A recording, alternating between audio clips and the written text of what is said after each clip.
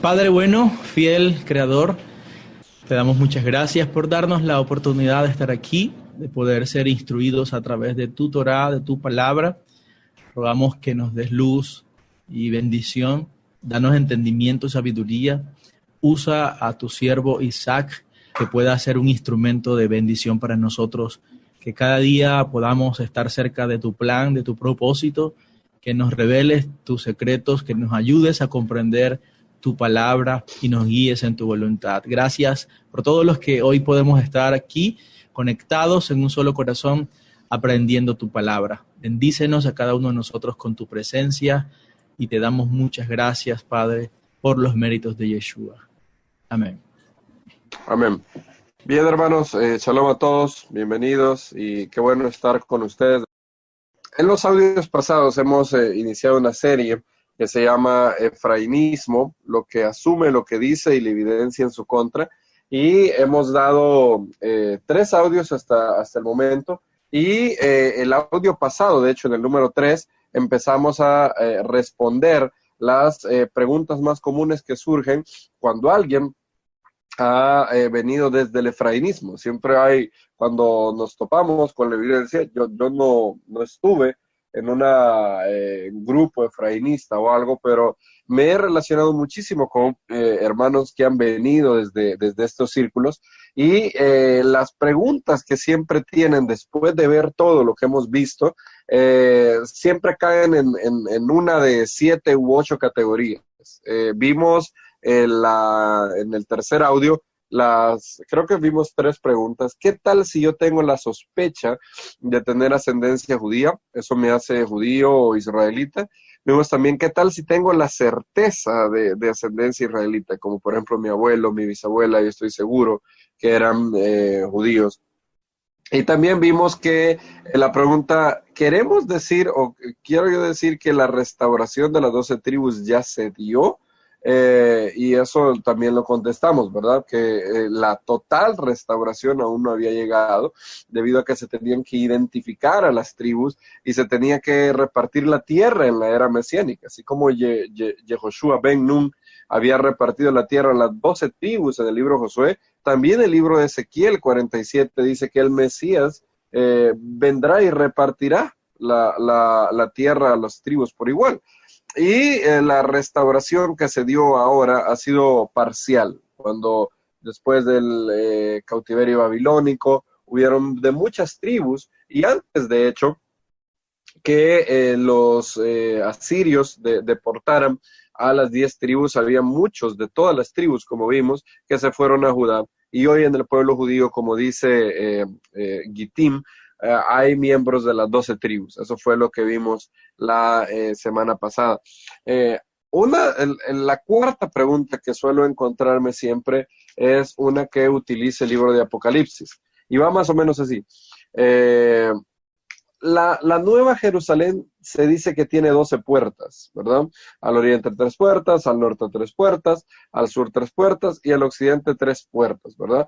Y entonces cada una de esas puertas tiene una de las 12 tribus de Israel. Está en Apocalipsis 21, del 12 en adelante. Si lo buscan conmigo.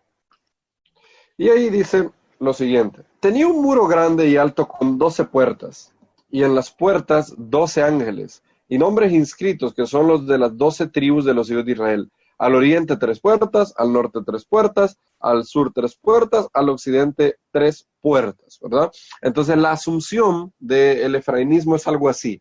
¿Dónde vas a entrar tú? Porque no hay una puerta para los gentiles. Es algo así como generalmente lo que se le dice a un cristiano que no sabe mucho de raíces hebreas, y para asustarlo se le dice algo como: la Nueva Jerusalén tiene solo 12 puertas y cada una es para las 12 tribus de Israel. ¿Dónde vas a entrar tú? Dice el efrainita muy entusiasmado a un cristiano.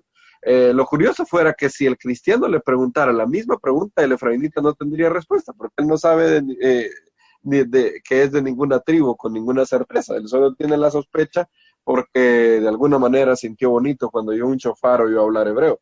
Pero la asunción parece ser que, digamos, si tú estás En la puerta que dice Zebulón, ahí solo puede entrar alguien que es de la tribu de Zebulón. Si estás enfrente de la puerta que dice Judá, solo puede entrar alguien que es de la tribu de Judá, ¿verdad? Pues lo que se asume. Es decir, según esta postura, el objetivo de esos nombres arriba de esas puertas es como restringir la entrada a todo aquel que no sea de las 12 tribus de Israel. Eso es lo que se asume. Ahora, ¿es cierto? La respuesta es no. Si ustedes siguen leyendo en el mismo contexto de las 12 puertas, se nos dice lo siguiente. Si ustedes siguen leyendo unos versículos adelante, se dice lo siguiente. En el muro, déjenme ver, ¿dónde está el verso? Las naciones pueden entrar, de hecho, a la ciudad para 20, traer las riquezas y la gloria de ella.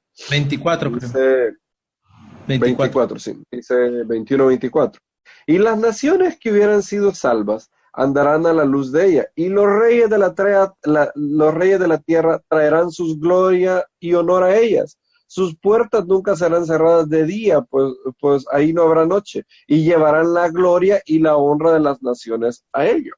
En otras palabras, las naciones pueden entrar perfectamente a Jerusalén por cualquiera de esas puertas. El objetivo de las puertas, el objetivo de los 12 nombres de los hijos de Israel no es restrictivo, es decorativo, ¿verdad? Creo que se entiende. Es decir, no es que como ahí en una puerta dice Rubén, eso restringe entrar a todo aquel que no sea de Rubén. No, el nombre Rubén, Simeón, Leví es un ornamento estético que tiene la ciudad. Tan es así que esto cuando se presenta esta objeción no se lee todo el pasaje.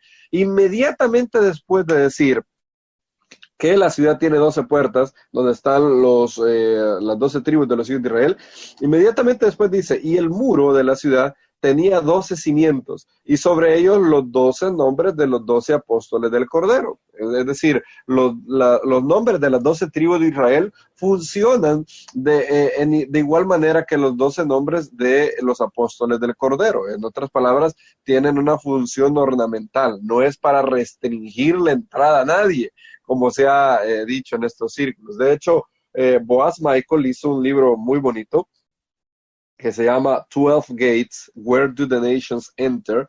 12 puertas, donde entran las naciones. Va a estar en español muy prontamente, creo que en marzo 1 va a estar en español. Es un libro muy bueno.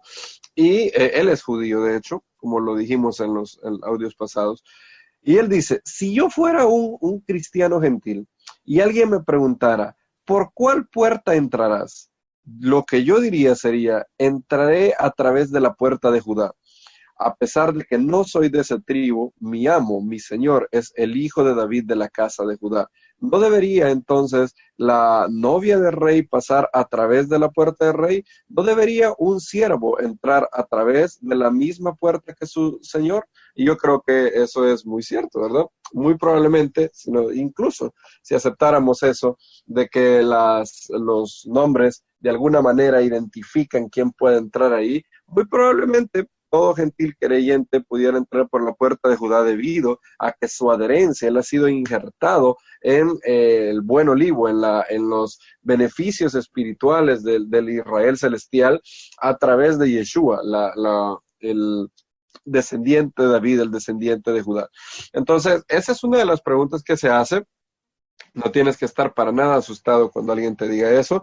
La manera de contestarle es, esos 12 nombres de los hijos de Israel no tienen como objetivo restringir la entrada. Más adelante Apocalipsis dice que las naciones entran a la ciudad y llevan la gloria de las naciones a ella. Entonces se sabe obviamente que deben entrar por una de esas puertas. Y dice, en lugar de las puertas estar restringidas, dice que nunca están cerradas. En otras palabras, Hashem no busca restringir esos accesos. ¿Quién morará en la ciudad y todo lo otro? Son cosas que podríamos discutir, pero está claro que las 12 puertas no buscan restringir a nadie. Esa sería la cuarta pregunta que podemos considerar. La quinta sería, ¿qué tal de los 144,000? En Apocalipsis 7 tenemos 144,000 y hay 12,000 de cada tribu, ¿verdad? Es lo que se nos dice en Apocalipsis 7. Ahí se dice claramente que son de la tribu de Zabulón 12,000, de la tribu de José 12,000, de la tribu de Benjamín 12,000, es decir, son 144,000 que son escogidos por Hashem para estos últimos tiempos. Entonces, ¿cuál podría ser una respuesta? Porque el efrainismo pregunta de los 144,000 como diciendo, ya ves, antes de que el Mesías venga, ya van a estar claros quién es de cada tribu. No será algo que el Mesías hará, como dice Maimónides, sino que va a ser algo que se va a saber. Estos 144,000 saben cuál es su tribu.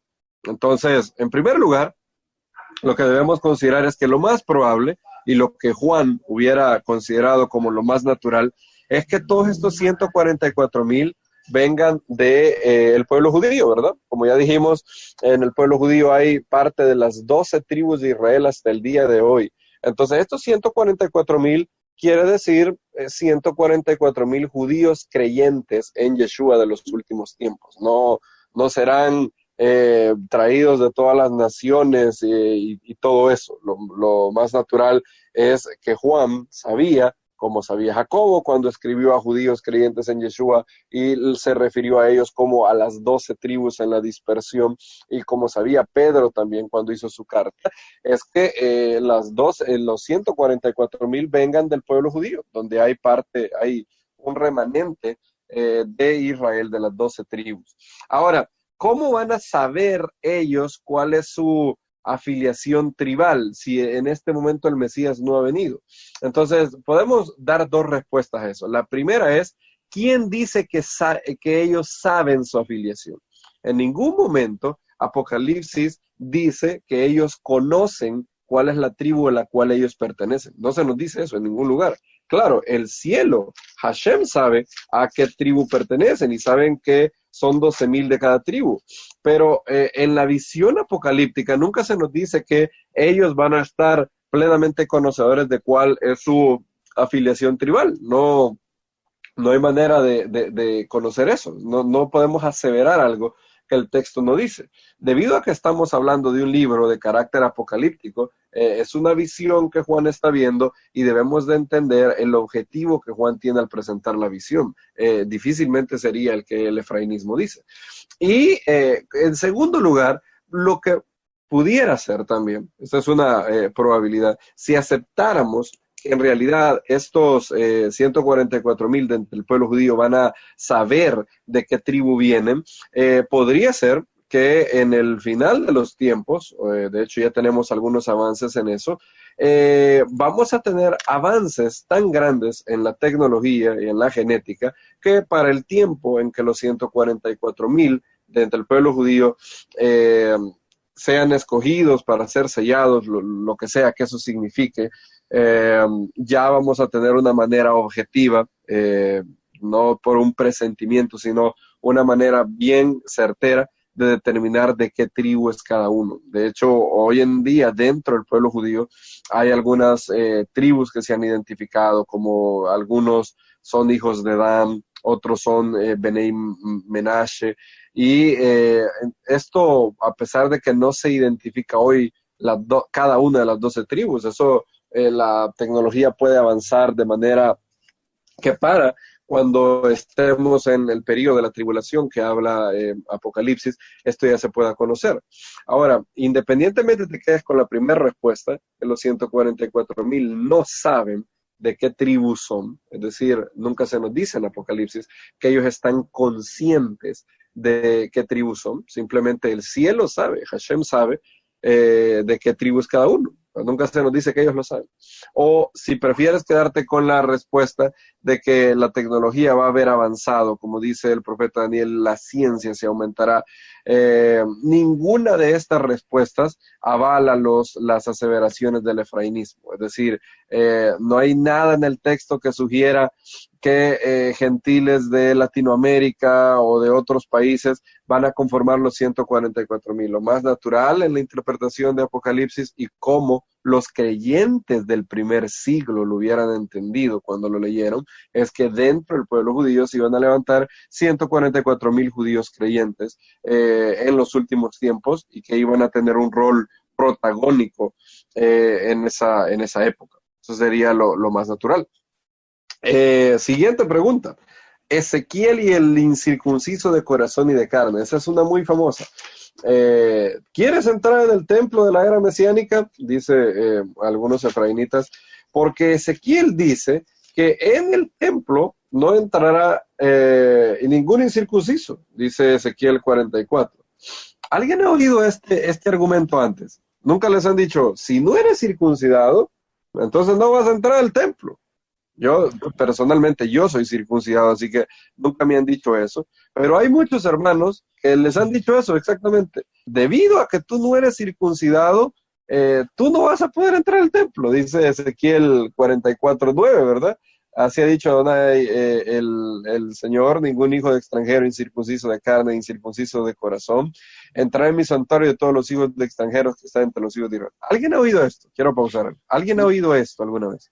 Sí, muchas veces lo hemos escuchado y yo tristemente lo enseñé en algún momento cuando comencé en este camino.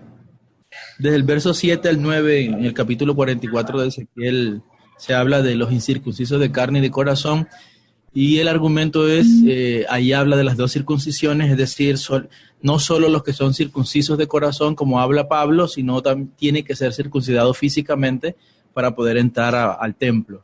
Ese es el argumento que está asociado a ese texto. Sí, exacto. ¿Alguien más ha escuchado esto en el pasado? Sí, yo he escuchado también enseñanzas de eso, hermana.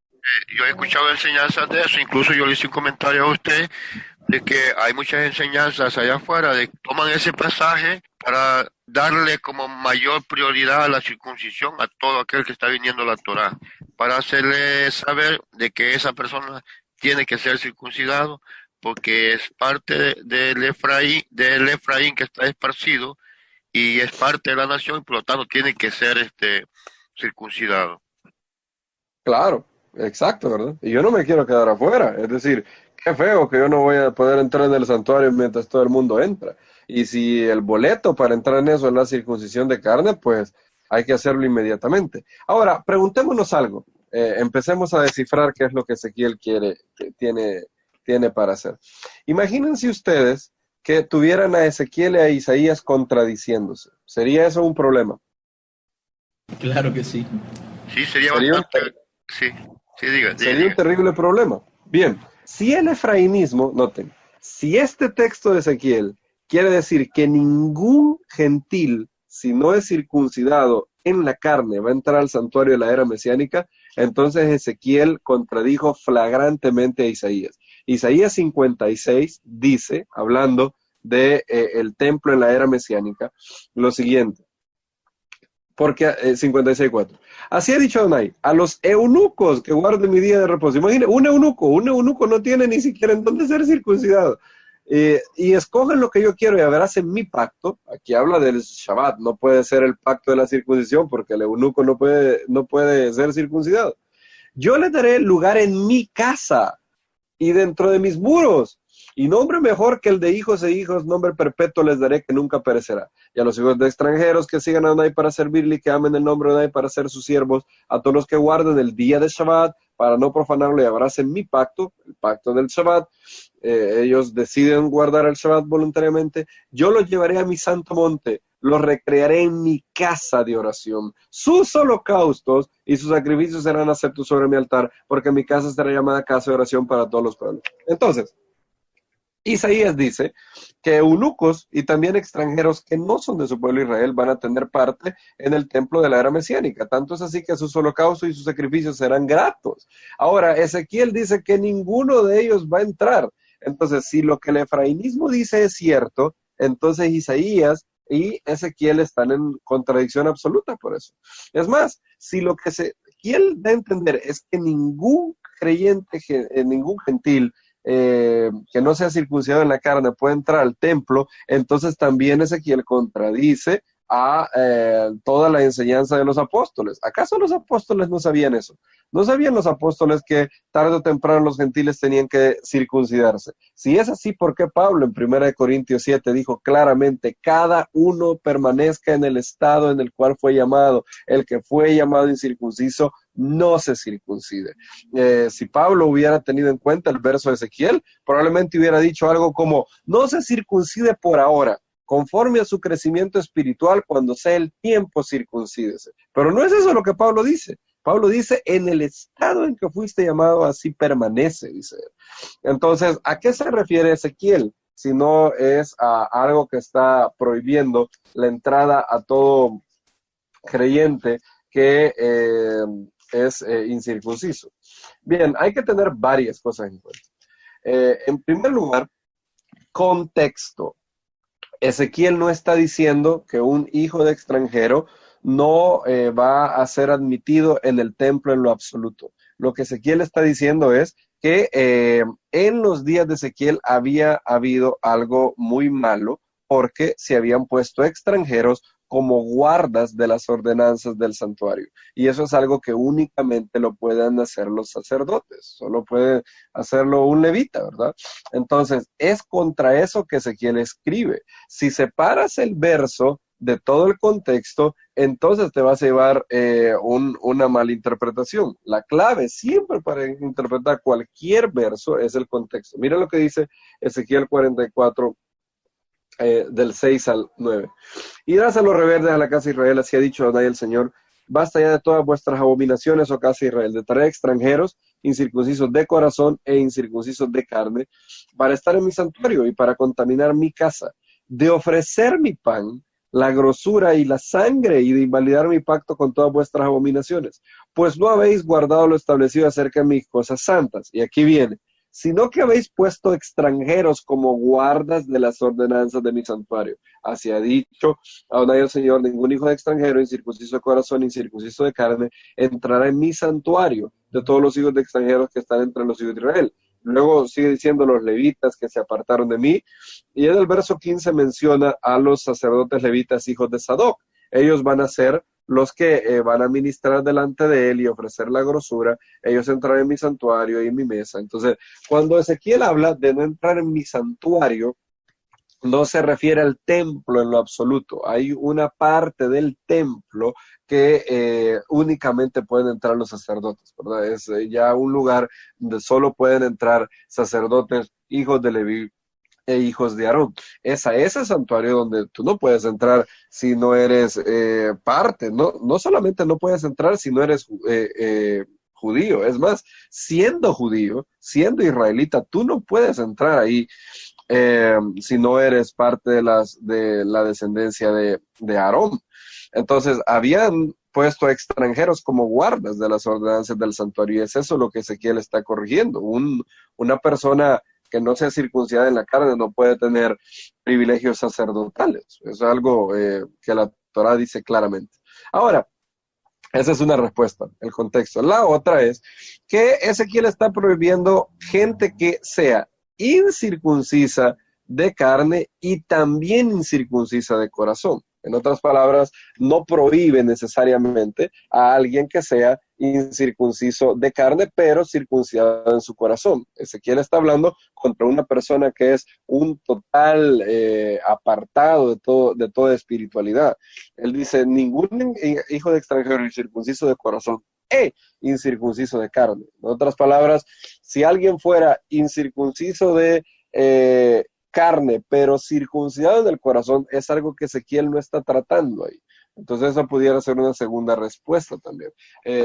¿Cómo sabemos que una de esas dos respuestas es la correcta? Debido a que Isaías, un profeta que vino antes de Ezequiel, ya dejó claro que en el templo de la era mesiánica del milenio, los gentiles tendrán parte en ese templo y que el Eterno les daría un lugar en su casa y que sus sacrificios y holocaustos serían aceptados bajo su altar. Si alguien utiliza Ezequiel 44 para decir que todos los no judíos están excluidos totalmente del templo, estaría contradiciendo a Isaías 56. Entonces, lo más sano, creo yo, que es recordar el contexto. Ezequiel no está hablando en contra de un gentil entrando en un lugar del templo donde le es permitido, sino está hablando en contra de un acceso que solamente es para los Kohanim.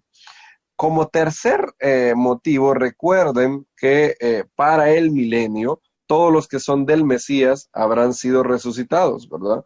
Hay dos resurrecciones y la primera resurrección se dará al inicio del milenio. Entonces, todo creyente que vive hoy, que muere, va a ser resucitado. Es decir, él ya no es contado como un hijo de extranjero incircunciso de corazón, incircunciso de carne. En la resurrección hay una nueva creación, donde no hay judío ni gentil, ni hay hombre ni mujer, ¿verdad?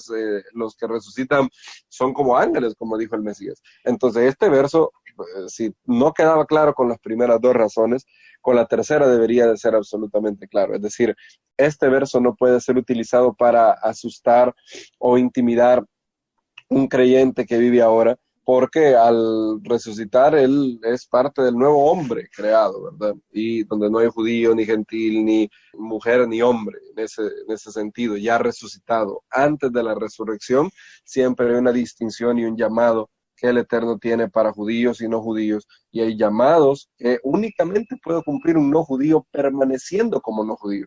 Por eso es que los apóstoles vieron como algo de absoluta urgencia de que un no judío pudiera permanecer como un no judío justo entre las naciones, un temeroso de Dios, para desarrollar el llamado que el Eterno tenía para su vida. Y también el pueblo judío tiene que seguir siendo judío para cumplir el llamado que el Eterno tiene para un judío creyente.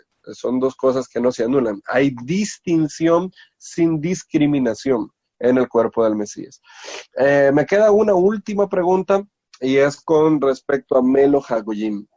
Esta sería la séptima pregunta y está en Génesis 48 y es utilizado mucho en el efrainismo. Génesis 48, 19. Creo que lo han oído, ¿verdad? Este es famoso.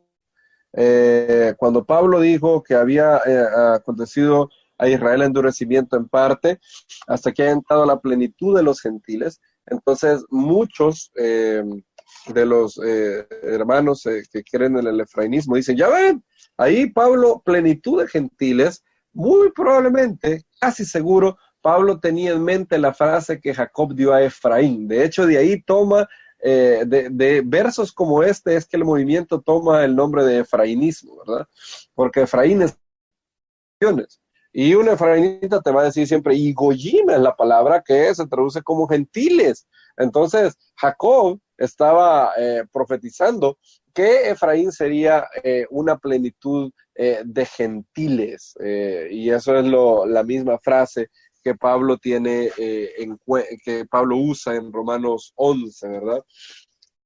Estamos hablando de Romanos 11... 25, ¿verdad? Porque no quiero, hermanos, que ignoréis este misterio para que no seáis arrogantes en cuanto a vosotros mismos, que ha acontecido en Israel endurecimiento en parte hasta que haya entrado la plenitud de los gentiles. Entonces, plenitud de los gentiles, ahí pareciera ser una alusión a Génesis 48, 19, donde Jacob promete que Efraín va a ser Melo Hagoyim. Ahora, ¿cómo debemos de tratar esta objeción? Esta es muy común, es de las más comunes. Este es uno de los versos de prueba para el efrainismo. Bien, hay varias cosas que podemos decir, varias, las he anotado por aquí. En primer lugar, tenemos que analizar el verso en su peshat, en lo que el verso significa en el sentido literal y lo que fue entendido por quien lo habló y quien lo escuchó. La palabra goyim o la palabra goy significa nación. También puede significar pueblo, también puede significar clanes y puede significar gente también. Por ejemplo, si ustedes leen Josué 4.1, donde la palabra Goy es utilizado para describir al pueblo de Israel, de hecho, a las 12 tribus que pasan el Jordán. Josué 4.1 dice, cuando toda la gente hubo acabado de pasar el Jordán, Adonai habló a Josué diciendo, la palabra gente ahí es la palabra Goy. ¿Por qué Goy? No solo Goy, en hebreo hay palabras que tienen más de un significado, la cual tienes que adjudicarle significado por el contexto, ¿verdad? Es como, hay algunas palabras en nuestro idioma también, por ejemplo, la palabra corazón tiene más de un significado. Si dices que estás mal del corazón, corazón es el órgano que bombea sangre, ¿verdad? Ahora, si dices que alguien está en tu corazón, ahí corazón no quiere decir el órgano que bombea sangre, sino el lugar emocional donde residen tus sentimientos, ¿verdad?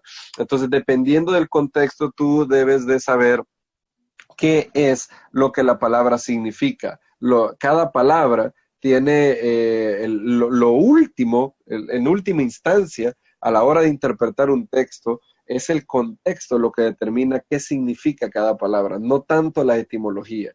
Imagínate, por ejemplo, que un chino le dijeran que los estadounidenses comen hot dogs. Imagínate que un chino viene, no sabe nada de la cultura. Entonces viene y busca en el diccionario hot y le salen todos los jeroglíficos chinos y dice caliente. Luego dog, perro caliente. Entonces el chino se va a imaginar que si él no tuviera el contexto, sino que solo se fuera la pura etimología de las palabras, el chino se va a imaginar que en América se comen a un perro literalmente en llamas o hirviendo o un perro caliente. Se va a imaginar al animal. Entonces el chino va a decir, wow, no son tan diferentes como nosotros. También comen perro allá. Y eso no sería correcto. A pesar de que él vaya a su concordancia Strong China y busque qué significa cada palabra, se va a llevar un fiasco cuando lo compare con el contexto. Y es el contexto lo que te determina. En el contexto, ¿qué es lo que Jacob está diciendo? Lo que Jacob está diciendo es simple y sencillamente que la tribu de Efraín va a ser más numerosa que la tribu de Manasés, ¿verdad? Es lo lógico. Si tú lees el contexto, es eso lo que él le dice a José. Dice, mas su padre no quiso y le dijo, lo sé, hijo mío, lo sé, también él vendrá a ser un pueblo y será también numeroso. Pero su hermano menor será más grande que él. ¿En qué sentido? En el sentido, dice él, y su descendencia formará multitud de gentes. Es decir, en el sentido literal, lo que Jacob está diciendo es, estoy poniendo mi mano derecha sobre Efraín debido a que él será muchísimo más numeroso que Manasés. Eso es lo que significa. Así lo entendió Jacob, así lo entendió José, así lo entendió Efraín, así lo entendió Manasés. Es decir, en el contexto, Jacob no tenía en mente decir que Efraín iba a volverse en una multitud de descendientes israelitas que iban a olvidar su identidad judía y se iban a asimilar y se iban a volver idólatras. Imagínate lo que José hubiera pensado. ¡Wow! ¡Qué horrible! Hubiera dicho él. Es decir, cuando él dijo Melo Hagoyim, se estaba refiriendo a sería una multitud de gentes, una multitud de clanes. Pregunto, si lees todo el Tanakh, se cumplió la profecía de Jacob, ¿fue la tribu de Efraín muy, muy, muy numerosa? ¿Qué dicen, hermanos? Yo tengo de pronto una anotación a lo que estabas diciendo con respecto a Goy. Precisamente cuando ellos están en el pie del monte Sinaí, que el Eterno les dice, ustedes serán para mí un reino de sacerdotes y una nación santa. Ahí también el texto habla de Matlejen Kohanim Begoy Kadosh, Goy Kadosh como nación santa, y se está refiriendo al pueblo, a las 12 tribus de Israel, aunque utilice la palabra Goy como nación. Exacto. La palabra Goy tiene que ser interpretada en el contexto. Algunas veces significa naciones, algunas veces significa pueblos, algunas veces significa gentes, algunas veces significa clanes. Ahora, eso es lo que significa en Peshat. Entonces, si te quedas solo así, tú podrías explicar ese verso de manera bien fácil. Cuando Efraín recibe esa profecía, lo que está diciendo Jacob es que va a ser una tribu más numerosa que la tribu de Manasés. No hay en la profecía, en el nivel Peshat, en el nivel simple, no hay nada que aluda ahí haga alusión a descendientes de Efraín que pierden su identidad israelita y luego se vuelven gentiles y todo eso. Ahora, alguien puede decir, bueno, pero ¿qué tal si Pablo no hizo alusión al cumplimiento literal de la profecía, pero digamos que hizo un drash, es decir, él hizo una alusión profética? Digamos que cuando Jacob lo dijo, sí se lo dijo en un concepto literal, ¿verdad? Pero entonces, después también nosotros vemos en los escritos apostólicos que hay profecías que tienen diferentes capas de cumplimiento, ¿verdad? ¿Qué podríamos decir a eso? Bien, yo diría que es correcto. De hecho, cuando estudiamos la serie de defender a Yeshua y los escritos apostólicos de los ataques de los antimisioneros, nosotros vimos varias profecías que eran reaplicadas por los apóstoles, ¿verdad? Por ejemplo, de Egipto llamé a mi hijo. El profeta Oseas, cuando dijo eso, se cumplió, ni siquiera es una profecía, es simplemente un dicho de Oseas sobre Israel. Cuando Israel era joven, yo lo amé y de Egipto llamé a mi hijo, ¿verdad? Dice Oseas 11.1. Ahora, Mateo aplica Oseas 11.1 al Mesías. No me voy a detener, cuando Israel era muchacho, yo lo amé y de Egipto llamé a mi hijo. No me voy a detener aquí a explicar cuál es la base para hacer el parangón entre Israel y el Mesías y por qué Mateo lo aplica, pero cualquiera de ustedes puede ir a los audios en donde vimos, se llama 4 alusiones o 4 distorsiones, así se llaman las 2 enseñanzas que dimos sobre las citas del Tanaj que Mateo utiliza en Mateo 2. También voz fue oída en Ramá, Raquel que llora por sus hijos. Entonces, esa profecía, voz fue oída en Ramá, Raquel que llora por sus hijos, fue cumplida literalmente en el exilio babilónico, cuando los babilonios deportaron o exiliaron a los descendientes de Raquel, y Ramá queda muy cerca de Belén, ¿verdad? Donde Raquel está enterrada. Ahora, Mateo lo reaplica otra vez al Mesías debido a una sutileza en una palabra en hebreo que vimos ahí. En otras palabras, cuando tú haces un drash, cuando los apóstoles hacen un drash, o sea, una interpretación derivada, profunda de un pasaje literal, en primer lugar, nunca un drash anula lo literal del verso y nunca va en contra de ningún peshat, como dice el Talmud, un texto nunca pierde su peshat en Shabbat 63. Y en segundo lugar, desde el momento que es un drash, no debes interpretar el drash de manera literal. Eso te puede llevar a grandes problemas. Entonces, si Pablo estaba haciendo una alusión a la profecía de Jacob, tenemos que pensar en qué sentido lo hizo. Lo hizo en el sentido de que de verdad Pablo creía que todos los creyentes gentiles en Roma eran descendientes de las 10 tribus. Si eso hubiera sido así, pregúntate esto, si Pablo hubiera creído que la mayoría, si no todos, los creyentes gentiles son descendientes de las 10 tribus, pregúntate esto, ¿cómo hubieran lucido sus cartas? ¿No esperarías encontrarte algo como, hermanos, quiero explicarles algo? En el tiempo de Roboam, fueron divididos los 2 reinos, y entonces ustedes son Efraín. Tienen que paulatinamente ir creciendo como descendientes de las 10 tribus del norte, vayan creciendo, estén en las sinagogas y poco a poco se van circuncidando, porque recuerden que ustedes en realidad son israelitas que se habían gentilizado. Nada de eso está en las cartas de Pablo. Es más, imaginémonos algo. Te reto a que vayas a una enseñanza de alguien que cree en la teología de las 2 casas. Cualquier estudio o serie de estudios en donde no estén presentes los siguientes términos: Efraín, 10 tribus. En cualquier estudio de un efraínita moderno, siempre Efraín, 10 tribus, el reino del norte va a aparecer. Pregúntate algo.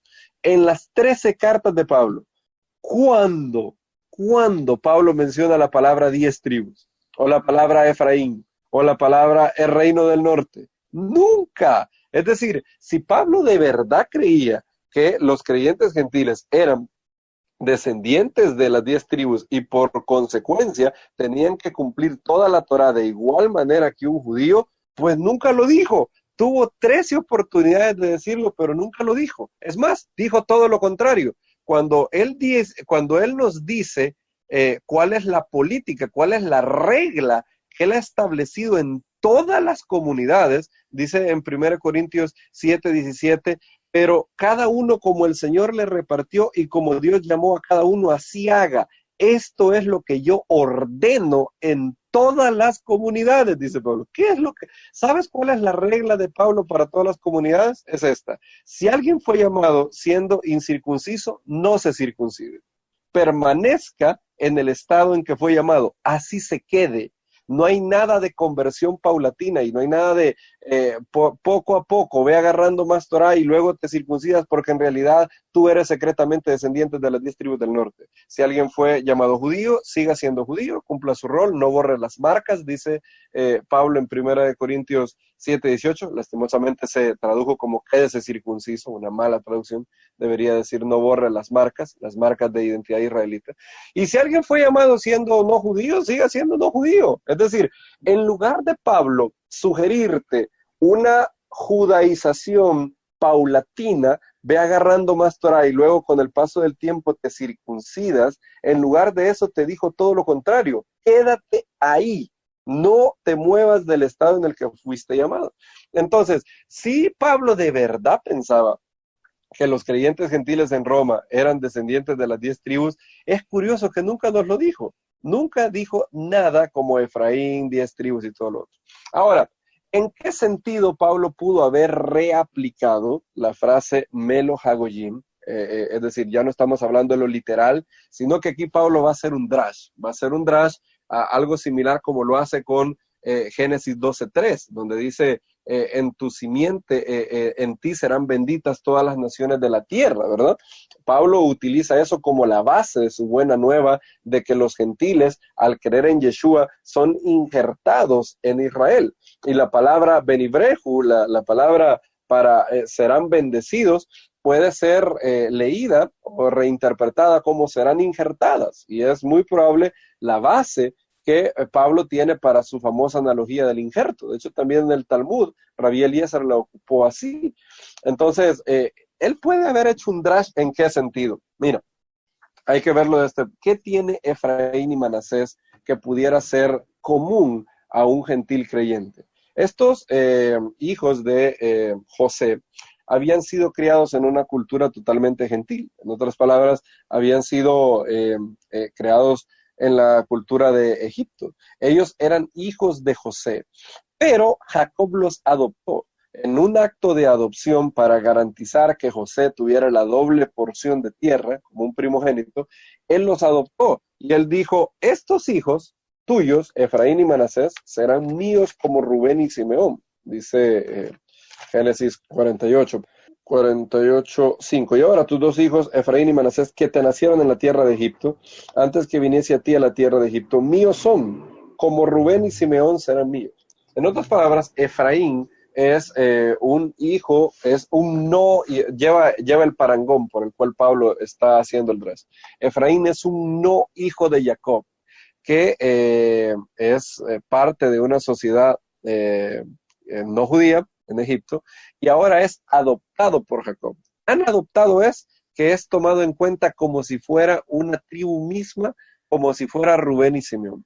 Entonces, esto muy probablemente puede ser lo que Pablo tenía en mente, la teología de la adopción, ¿verdad? De que un gentil, sin ser descendiente de Jacob, estando en una sociedad que no es la comunidad judía, por los méritos de Yeshua, por la sangre de Yeshua, ha sido adoptado y ahora es conciudadano, copartícipe y es parte de la familia de Dios. Efraín y Manasés, a pesar de no ser de hijos de Jacob, fueron adoptados como hijos de Jacob y llegaron a ser parte de las tribus. Es exactamente lo mismo que los creyentes gentiles comparten con el pueblo judío. Mira que también en el contexto de Pablo, que es decirle a los gentiles que no se jacten de que las ramas naturales han sido desgajadas y han sido injertados entre ellas, Efraín y Manasés nunca llegaron a sustituir, a reemplazar a Rubén y Simeón. Simplemente llegaron a ser copartícipes, ¿verdad? Juntamente con las otras tribus. En otras palabras, es muy probable de que este parangón, haya sido lo que Pablo tenía en mente cuando decía plenitud de los gentiles. ¿Por qué? Porque la base de la buena nueva de Pablo es Génesis 12:3. Él lo cita a cada momento.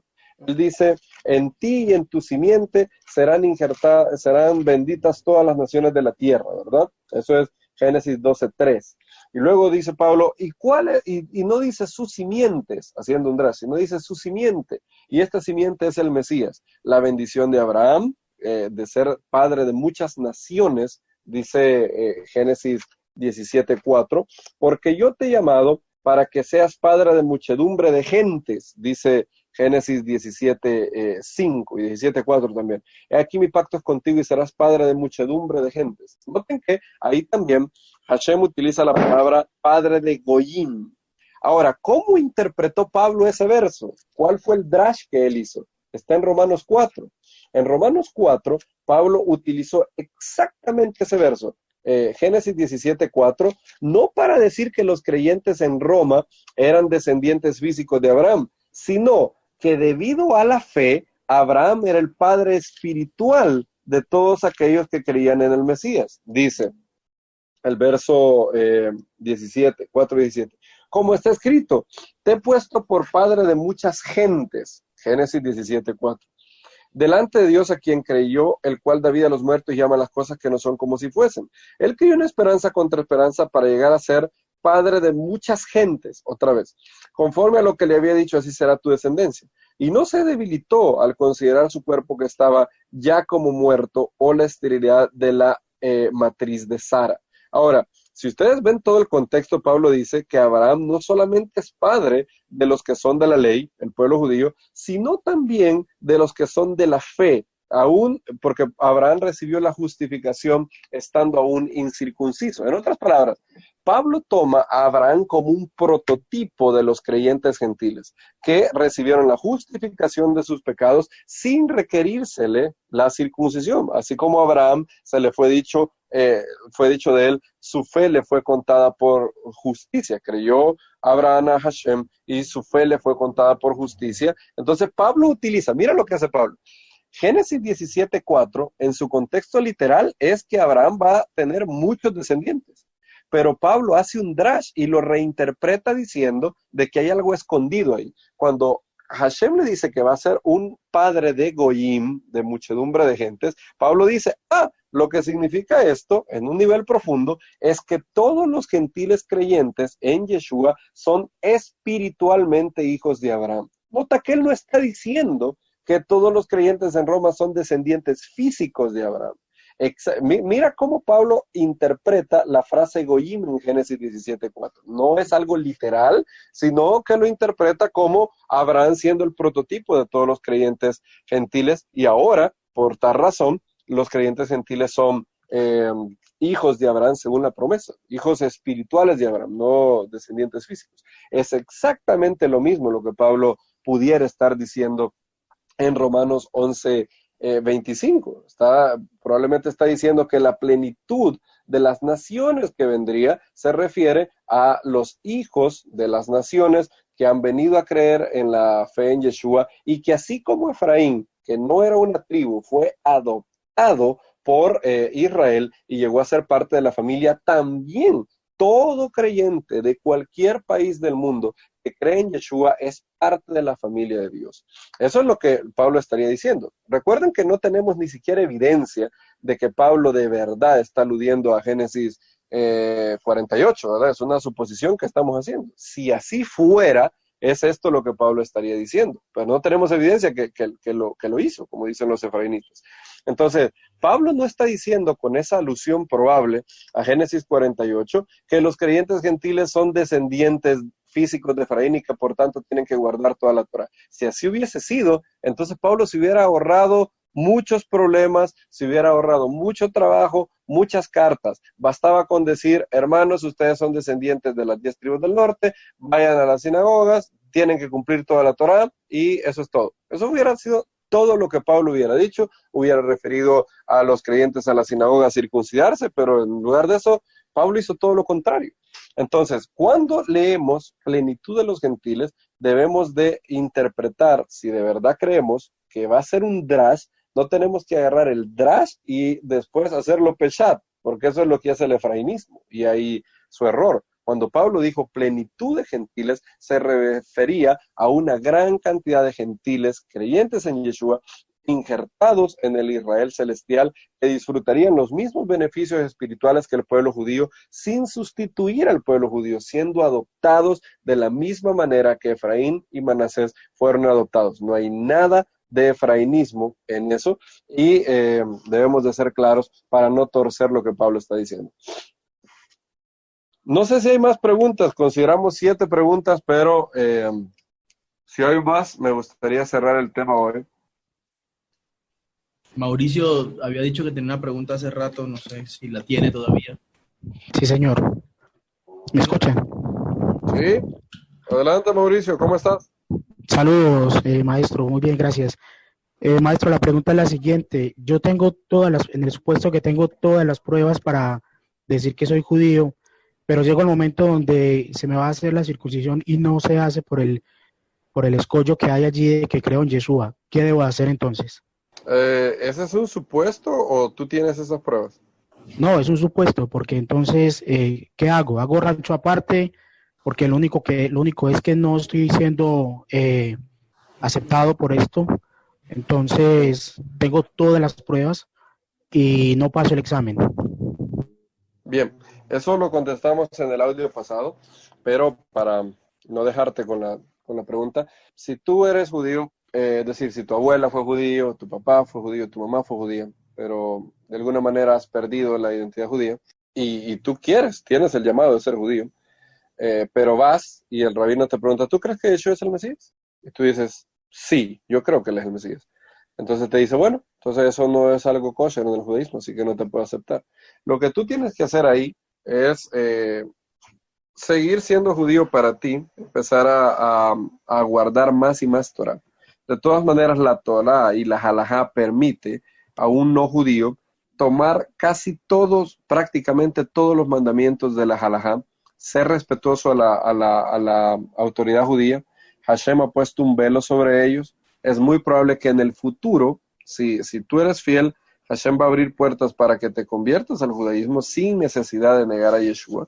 En el futuro yo estoy persuadido de que Hashem va a hacer que haya mucha más apertura hacia Yeshua de parte de los rabinos. Ahora es algo que ha sido puesto del cielo.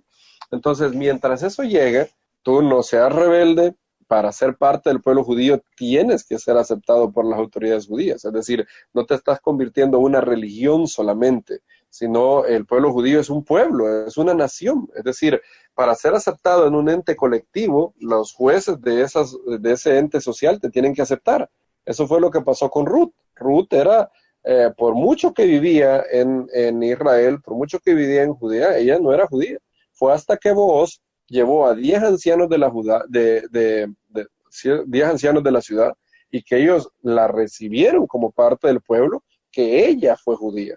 En Éxodo 12 dice que si alguien quiere celebrar la Pesach y quiere ser parte del pueblo, puede ser circuncidado y será como uno de vuestra nación. Nota que te estás convirtiendo no a una fe, no a una religión como en el cristianismo. Yo creo y yo soy parte del pueblo cristiano debido a que lo que nos une es nuestra fe. Entonces, si yo tengo la fe, soy cristiano, ¿verdad?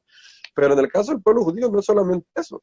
Como Ruth dijo, tu pueblo será mi pueblo, tu Dios será mi Dios. Para ser parte del pueblo judío, primero el pueblo te tiene que aceptar. Entonces, si el pueblo judío no te acepta hoy, tú no eres parte del pueblo judío. Por muy equivocados que ellos estén, por muchas situaciones proféticas que podamos discutir, tú no eres parte del pueblo judío. Entonces, lo que puedes empezar a hacer es, bueno, el pueblo judío no me acepta, pero yo siento que yo tengo una responsabilidad con Hashem. Entonces empieza a crecer y empieza a guardar más y más mandamientos, empieza a estudiar las leyes del Shabbat, empieza a estudiar las leyes del Tzitzit, empieza a estudiar las leyes del Tefilim, empieza a hacer todo lo que un judío hace.